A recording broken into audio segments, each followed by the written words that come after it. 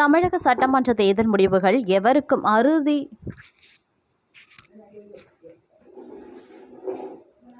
தமிழக சட்டமன்ற தேர்தல் முடிவுகள் எவருக்குமே இறுதி பெரும்பான்மை அளிக்காத நிலையில் ஒரு தொங்கு சட்டசபை உருவாகக்கூடிய சூழல் ஏற்பட்டுள்ளது. இந்த இக்கட்டான நிலையில் ஆட்சி அமைக்க தேவையான இடங்களை திரட்ட தமிழக வெற்றிக் கழகம் அதிமுகவுடன் தீவிர பேச்சுவார்த்தையில் ஈடுபட்டுள்ளதாக தகவல்கள் கசிகின்றன.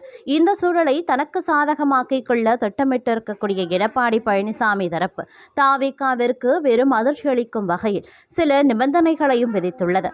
ஆதரவு அளிப்பது தொடர்பாக எடப்பாடி பழனிசாமி தரப்பில் முன்வைக்கப்பட்டுள்ள நிபந்தனையில் முதல் 2 ஆண்டுகளுக்கு தங்களுக்கு முதலமைச்சர் பதவி வழங்கப்பட வேண்டும் என்றும் அத்துடன் சபாநாயகர் பதவியையும் தங்களது கட்சிக்கே ஒதுக்க வேண்டும் என்றும் திட்டவட்டமாக தெரிவிக்கப்பட்டுள்ளதாம். இந்த நிபந்தனைகளை ஏற்றால் மட்டுமே கூட்டணி குறித்து பரிசீலிக்கப்படும் என அதிமுக தரப்பு பிடிவாதமாக இருப்பதாக கூறப்படுகிறது. இது தவிக தலைமைக்கு ஒரு மிகப்பெரிய சவாலாக உருவெடுத்துள்ளது. அதிமுகவின் இந்த திடீர் நிபந்தனையால் தவிக நிர்வாகிகள் கடும் அதிர்ச்சியில் உள்ளனர். முதல் தேர்தலிலேயே தனிபெரும் கட்சியாக உருவெடுத்தும் ஆட்சி அதிகாரத்தை பகிர்ந்து கொள்வதில் ஏற்பட்டுள்ள இந்த சிக்கல் குறித்து தலைவர் விஜய் தலைமையில் அவசர ஆலோசனை நடைபெற்று வருவதாக தெரிகிறது. ஒருபுறம் ஆட்சி அமைக்கும் முனைப்பு இருந்தாலும் முதலமைச்சர் பதவியை விட்டுக் கொடுப்பது குறித்த தயக்கம் தவிகவிடம் நிலவுகிறது. தமிழகத்தின் அடுத்த முதலமைச்சர் யார் என்பதை தீர்மானிப்பதில் இந்த இழுபறி நீடித்து வருவது அரசியல் களத்தில் பெரும் பரபரப்பையும் ஏற்படுத்தி வருகிறது அப்படின்னே கூட சொல்லலாம். அது மட்டும் இல்லாமல் தற்போதைய சூழ்நிலைகளை பொறுத்த வரைக்கும் பார்க்கும் பொழுது அரசியல் களத்தில் பல எதிர்பாராத அதிரடியான மாற்றங்கள் ஏற்பட்டு கொண்டிருக்கக்கூடிய சூழ்நிலையில் பார்க்கும் பொழுது இந்த கடைசியாக உருவாக்கப்பட்டிருக்கக்கூடிய தவிகவுடன் அதிமுக ரகசிய டீல் ஒன்று போடப்பட்டுள்ளதாகவும் சொல்லப்படுகிறது. அதிலும் தமிழக சட்டமன்ற தேர்தல் முடிவுகள் வெளியான நிலையில் எந்த ஒரு கட்சிக்கும் ஆட்சி அமைக்க தேவையான தனிபெரும்பான்மை கிடைக்காததால தமிழகத்தில் தொங்கு சட்டசபை அமையக்கூடிய சூழல் உருவாகியும் இருக்கின்றது. இந்த தேர்தலில் தனித்து போட்டியிட்ட தமிழக வெற்றிக் கழகம் அதிக இடங்களை கைப்பற்றியிருக்க போதிலும் அக்கட்சி இதுவரை எந்த ஒரு கூட்டணியிலையும் இணையவில்லை. இதனால் ஆட்சி அமைக்க தேவையான ஆதரவை பெற தவிக தலைவர் விஜய் எந்த மாதிரியான முடிவை எடுப்பார் என்ற எதிர்பார்ப்பு அரசியல் வட்டாரத்தில் நிலவி வருகிறது. குறிப்பாக திமுக அல்லது அதிமுக தலைமையிலான கூட்டணிகளில் இடம்பெற்றுள்ள கட்சிகள் புதிய ஆட்சி அமைய தவிகவிற்கு ஆதரவு அளிக்குமா என்ற விவாதங்கள் சமூக வலைதளங்களில் ஊடகங்களையும் பரவலாக பேசப்பட்டு வருகின்றன. இந்த சூழ்நிலையில் அரசியல் கட்சிகளுக்கு இடையிலான பேச்சுவார்த்தைகள் மற்றும் திரைமறைவு நகர்வுகள் தமிழக அரசியலில் பெரும் பரபரப்பையும் ஏற்படுத்தி இருக்கின்றது. இந்நிலையில் புதுக்கோட்டையில் செய்தியாளர்களை சந்தித்த அதிமுக முன்னாள் அமைச்சர் விஜயபாஸ்கரிடம் தவிகவுடன் கூட்டணி அமைக்க வாய்ப்புள்ளதா என செய்தியாளர்கள் கேள்வி எழுப்பினர். அதற்கு பதிலளித்த அவர் போக போக தெரியும், பொறுத்திருந்து பார்ப்போம் என மிகவும் நுணுக்கமான பதிலை அளித்திருக்கார். அவரது இந்த பதில் அதிமுக மற்றும் தவிக இடையே கூட்டணி அமைவதற்கான சாத்தியக்கூறுகள் இருப்பதை மறைமுகமாக உணர்த்துவதாக அரசியல் விமர்சகர்களும் கருதுகின்றனர் அப்படின்னு சொல்லலாம். அது மட்டுமின்றி தற்போதைய சூழ்நிலையில் ஸ்டாலினுடைய நிலைமை மிகவும் நிலைகுலைந்து காணப்படுவதாகவே கூறப்படுகிறது. அதாவது தமிழக அரசியலினுடைய பல வருட கணக்குகளை மொத்தமாக புரட்டி போட்டுள்ளது இந்த 17வது சட்டசபை தேர்தல் முடிவுகள். கோட்டையை ஆள்பவர்கள் யார் என்பதை தீர்மானிப்பதில் மக்கள் காட்டியுள்ள வேகம் பாரம்பரிய கட்சிகளையே நிலைகுலைய வைத்துள்ளது. எங்கு பார்த்தாலும் எதிர்பாராத தோல்விகளும் புதிய சக்திகளின் எழுச்சியுமாக தமிழகம் ஒரு புதிய அரசியல் அத்தியாயத்திற்குள் நுழைந்துள்ளது. தமிழக அரசியல்களும் இதுவரை பார்த்தராத ஒரு மாறுபட்ட தீர்ப்பை இந்த முறை மக்கள் வழங்கி இருக்கிறார்கள். 17வது சட்டசபை தேர்தல் முடிவுகள் பலமான அடித்தளம் கொண்ட கட்சிகளையே ஆட்டம் காண வைத்துவிட்டது. சொல்லப்போனால் காலம் காலமாக கோட்டையை தங்களுக்குள் பங்கிட்டு கொண்ட திராவிட கட்சிகளின் கணக்குகளை முதல் தேர்தலிலேயே ஓரங்கட்டியுள்ளது. விஜயின் தமிழக வெற்றிக் கழகம் எதுக்கு மக்கள் இப்படி ஒரு முடிவை எடுத்தார்கள் என்று அரசியல் விமர்சகர்களுக்கே புரியவில்லை. அந்த அளவுக்கு ஒவ்வொரு தொகுதியின் முடிவுகளும் திகைக்க வைக்கின்றன. ஆளும் தரப்பிற்கு இந்த தேர்தல் ஒரு கசப்பான அனுபவம். ஆட்சியில் இருந்தும் திமுக 2ஆம் இடத்திற்கு தள்ளப்பட்டிருப்பது அந்த கட்சி தலைமைக்கே எதிர்பாராத ஷாக் தான்.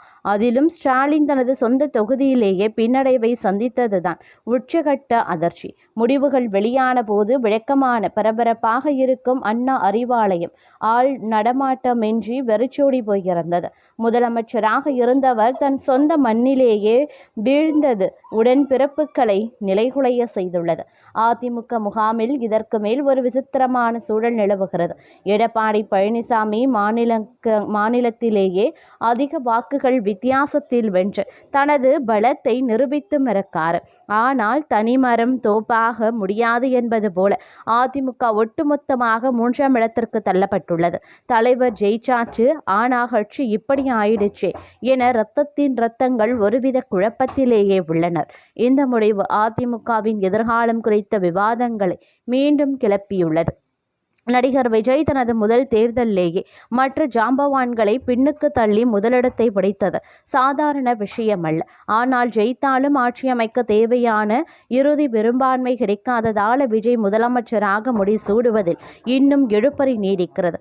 அதே நேரம் நாம் தமிழர் கட்சியின் நிலைமை இன்னும் மோசம். சீமான் களம் கண்ட காரைக்குடியில் அவர் டெபாசிட் இழந்திருப்பது தம்பிகளிடையே இருந்த நம்பிக்கையை சிதைத்துள்ளது.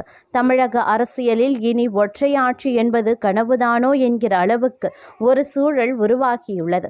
தமிழக வாக்காளர்கள் இந்த முறை மிகவும் நிதானமாக விளையாடி இருக்கிறார்கள். எந்த ஒரு கட்சிக்கும் முழுமையான அதிகாரத்தை கொடுக்காமல் யாராக இருந்தாலும் ஒருவரையொருவர் சார்ந்துதான் இருக்க வேண்டும் என்கிற நெருக்கடியை உருவாக்கி இருப்பது ஒரு முதிர்ச்சியான ஜனநாயகத்தின் வெளிப்பாடா அல்லது குழப்பமா என்பது போக போகத்தான் தெரியும்.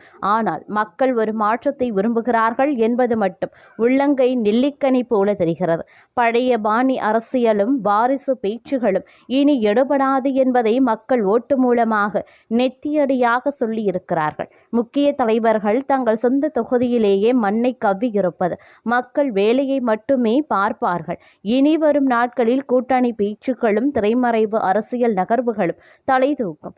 எப்படியோ இந்த இழுபறி நிலை மாநிலத்தின் வளர்ச்சியை பாதிக்காமல் இருக்க வேண்டும் என்பதே நம் சாமானிய மக்களின் எதிர்பார்ப்பு. இருப்பினும் இவ்விஷயத்தில் என்ன நடக்கப் போகின்றது அப்படிங்கிறதையும் நாம சற்று பொறுத்திருந்துதான் பார்க்க வேண்டும். அதிலும் தமிழக வெற்றிக் கழகம் தனது முதல் தேர்தலிலேயே 108 தொகுதிகளை கைப்பற்றி சாதனை படைத்திருந்தாலும் தமிழகத்தின் சில மாவட்டங்களில் ஒரு தொகுதியை கூட பெற முடியாமல் போயிருக்கிறது. குறிப்பாக கன்னியாகுமரி, தென்காசி, அரியலூர் உள்பட 7 மாவட்டங்களில் அக்கட்சியின் விசில் சின்னம் எடுபடவில்லை. அந்த மாவட்டங்களையும் தொகுதிகளின் விவரங்களையும் பார்க்கலாம். அரியலூர் மாவட்டத்தில் 2 தொகுதிகள் இருக்கின்றன. அதில் 2 தொகுதிகளையும் தாவேகா வெற்றி பெறவில்லை. அங்கு அதிமுக 2 தொகுதிகளையும் வென்றுள்ளது. அடுத்ததாக கன்னியாகுமரி மாவட்டத்தில் மொத்தம் 6 தொகுதிகள் உள்ளன. இதில் 5 தொகுதிகளில் திமுக கூட்டணி வென்றுள்ளது. அதிமுக கூட்டணி 1 இடங்களில் வென்றுள்ளது. மயிலாடுதுறை மாவட்டத்தில் மொத்தம் இருக்கக்கூடிய 3 தொகுதிகளையும் திமுக கூட்டணி வென்றுள்ளது.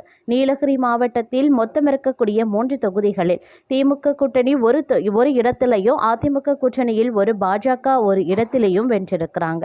காவிரி டெல்டா மாவட்டங்களில் ஒன்றான நாகப்பட்டினம் மாவட்டத்தில் மொத்தம் இருக்கக்கூடிய 3 தொகுதிகளில் ஒரு தொகுதிகளில் கூட தாவேகா வெல்லவில்லை. அங்கு 2 தொகுதிகளில் திமுக கூட்டணியும் ஒரு தொகுதியில் அதிமுக கூட்டணியும் வென்றுள்ளது. தென்காசி மாவட்டத்தில் இருக்கக்கூடிய 5 தொகுதிகளில் 4 திமுக வென்றுள்ளது, 1 அதிமுக வென்றுள்ளது. திருவாரூர் மாவட்டத்தில் இருக்கக்கூடிய 4 தொகுதிகளில் 2 தொகுதியில் திமுக கூட்டணியும் 2 தொகுதியில் அதிமுக கூட்டணியும் வென்றுள்ளது. விழுப்புரம் மாவட்டத்தில் இருக்கக்கூடிய 7 தொகுதிகளில் 3 திமுக கூட்டணியும் 4 அதிமுக கூட்டணியும் வென்றுள்ளது.